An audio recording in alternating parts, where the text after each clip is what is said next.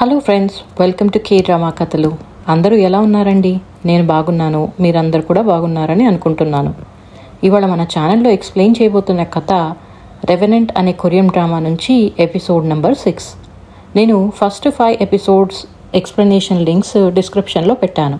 దాన్ని ముందు చూసి ఈ ఎక్స్ప్లెనేషన్ వినండి, అప్పుడు మీకు స్టోరీ బాగా అర్థమవుతుంది. అలానే ఈ వీడియోని పూర్తిగా చూసి నా ఛానల్ని సబ్స్క్రైబ్ చేసుకోండి. ఒక లైక్ కొట్టి మీకు ఈ ఎపిసోడ్ ఎలా అనిపించిందో నాకు కమెంట్స్లో చెప్పండి. మరి లేట్ చేయకుండా ఎక్స్ప్లెనేషన్ స్టార్ట్ చేద్దామా? మనకి ఎపిసోడ్ 6 సేమ్ ప్రీవియస్ ఎపిసోడ్లో చూసిన హోటల్ నుంచి స్టార్ట్ అవుతుందండి. అక్కడ మిడ్ నైట్ లేడీస్ వాష్రూమ్లో ఫోన్ రింగ్ అవుతూ ఉంటుంది. దాంతో ఒక స్టాఫ్ లోపలికి వెళ్ళి చూస్తే ఆ సోషల్ మీడియా ఇన్ఫ్లుయెన్సర్ అమ్మాయి చనిపోయి ఉంటుంది. నెక్స్ట్ సీన్లో మనం మళ్ళీ బ్రిడ్జ్ మీద ఉన్న సన్యోంగ్ని చూస్తాం. ఆమె దగ్గరికి డిటెక్టివ్ లీ వచ్చి ఆమె కోట్ ఇస్తాడు.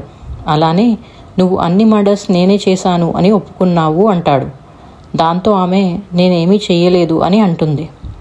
అలానే అది ఒక స్పిరిట్ చేసింది అంటే నువ్వు నమ్ముతావా అని అడుగుతుంది. డిటెక్టివ్ లీ ఏం మాట్లాడ్డు.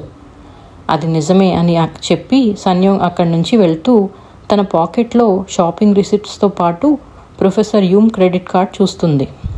ఇంకోవైపు ప్రొఫెసర్ యూమ్ వాళ్ళ కొలీగ్ ప్రొఫెసర్ జంగ్కి కాల్ చేసి తనకి దొరికిన వస్తువు గురించి కనుక్కోమని చెప్తాడు. ఆ వస్తువు ఒక డిజైన్ ఉన్న రాయికి తాడు కట్టింది, అది షామన్స్ యూజ్ చేస్తారు అని కూడా చెప్తాడు. నెక్స్ట్ మనం సన్యోంగ్ని ప్రొఫెసర్ యూమ్ వాళ్ళ ఇంట్లో చూస్తాం. ఆమె అతని కార్డ్ రిటర్న్ ఇస్తుంది. అలానే షాపింగ్ చేసిన బిల్స్, అతని దగ్గర తీసుకున్న అప్పు, వడ్డీతో సహా అన్నీ తీర్చేస్తుంది. ఆమె వాళ్ళ గ్రాండ్ మదర్ ఆస్తిని ఫైనల్గా యాక్సెప్ట్ చేసిందని మనకు అర్థమవుతుంది. ప్రొఫెసర్ యూమ్ నా కార్డు ఎప్పుడు తీసుకున్నావు, నిన్నేమైనా అయ్యిందా అని అడుగుతాడు. కానీ సన్యోంగ్ ఏమీ కాలేదని అక్కడి నుంచి వెళ్ళిపోతుంది. ప్రొఫెసర్ యూమ్కి ఆమె ఏదో దాస్తుందని డౌట్ వచ్చి నిన్న జరిగిందేంటో తెలుసుకుందామని వెళ్తాడు. నెక్స్ట్ మనం డిటెక్టివ్ లీని వాళ్ళ కొలీగ్తో చూస్తాం. ఆ కొలీగ్ నిన్న రాత్రి హోటల్లో ఆయన మర్డర్ కేసు మీద వర్క్ చేస్తూ ఉంటాడు. డిటెక్టివ్ లీకి తను నిన్న రాత్రి వెళ్ళిన హోటల్లోనే ఆ మర్డర్ అయిందని అర్థమవుతుంది. అలానే చనిపోయిన అమ్మాయి హ్యాండ్ బ్యాగ్ మిస్సింగ్ అని తెలిసి అది కూడా వాళ్ళ డిన్నర్ టేబుల్ మీద దగ్గర చూసినట్టు గుర్తు వస్తుంది. కానీ ఆ కొలీగ్కి ఏం చెప్పడు.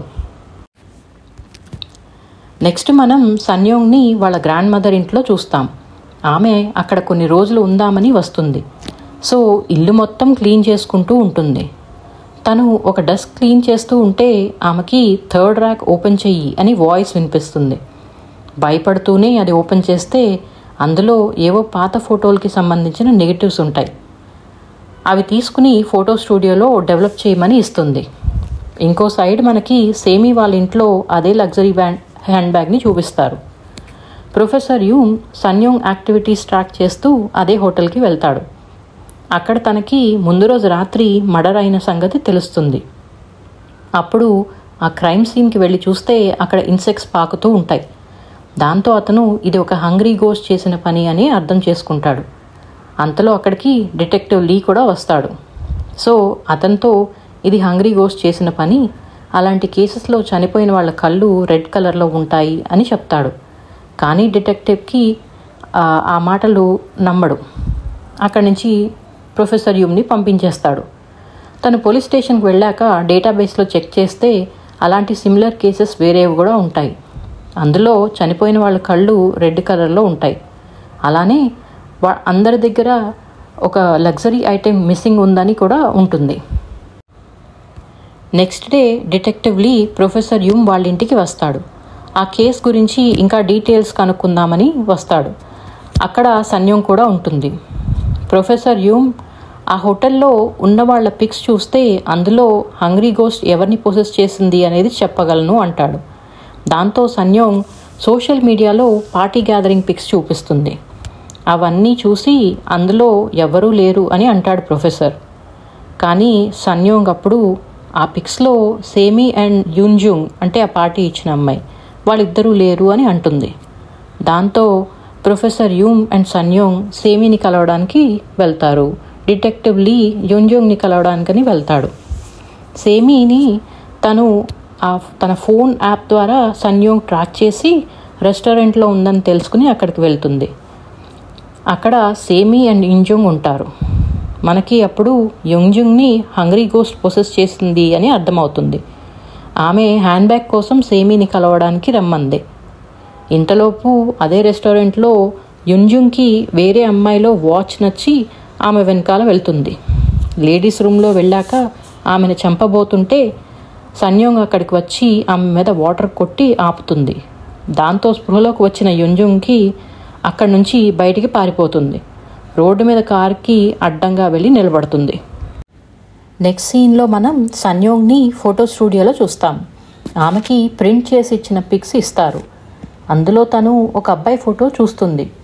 ఆమెకి అతన్ని ప్రొఫెసర్ యూమ్ వాళ్ళ ఇంట్లో ఉండగా గ్లాస్ మీద రిఫ్లెక్షన్లో చూసిన గుర్తు వస్తుంది. ఇంకోవైపు ప్రొఫెసర్ యూమ్కి ప్రొఫెసర్ జంగ్ కాల్ చేసి ఆ దొరికిన ఐటెం గురించి ఇంకొక షామన్కి తెలుసు, నేను ఆమె అడ్రస్ ఇస్తాను అని ఆ ఇన్ఫర్మేషన్ పంపిస్తాడు. దాంతో ప్రొఫెసర్ యూమ్ ఆ షామన్ని కలవడానికి వెళ్తాడు. అక్కడ ఆమెని కలిశాక ఆమె ఆ రోప్ని చూపించి నేను ఇలాంటివి ప్రొటెక్షన్ కోసమని 5 రోప్స్ తయారు చేసి ప్రొఫెసర్ గూకి ఇచ్చాను అని చెప్తుంది. అలానే ప్రొఫెసర్ గూ లాస్ట్ ఇయర్ కలిసినప్పుడు 5 ఆబ్జెక్ట్స్ కోసం సర్చ్ చేస్తూ ఉన్నాడు అని, వాటి ద్వారా ఈవిల్ స్పిరిట్ని ఐడెంటిఫై చేయొచ్చు అన్నాడని చెప్తుంది. ఆమెకి యూమ్ వాళ్ళ మదర్ పిక్ చూపించి ఆమె ఏమన్నా తెలుసా అని అడుగుతాడు. దాని గురించి అడిగినప్పుడు ఆమె ప్రొఫెసర్ గూనే ఆమెని నా దగ్గరికి పంపించాడు, ఆమెకు కూడా ఒక 5 రోప్స్ ఇచ్చాను అని చెప్తుంది. ఫైనల్గా సన్యోంగ్ని ప్రొఫెసర్ యూమ్ వాళ్ళ ఇంటి దగ్గర చూస్తాం. ప్రొఫెసర్ యూమ్ ఇంట్లో ఉండడు, కానీ ఫ్రంట్ డోర్ ఓపెన్ అవుతుంది. ఆమె లోపలికి వెళ్తుంది. లోపలికి వెళ్ళాక రిఫ్లెక్షన్లో కనిపించే అబ్బాయిని చూస్తుంది. అతను ఆమెను చూసి నేను నీకు కనిపిస్తున్నానా అని అడుగుతాడు. అలానే నన్ను కలవడానికే వచ్చావా అని అంటాడు. అప్పుడు సన్యోంగ్ నువ్వు ఎవరు, నీకు నా గురించి ఏం తెలుసు అని అడుగుతుంది.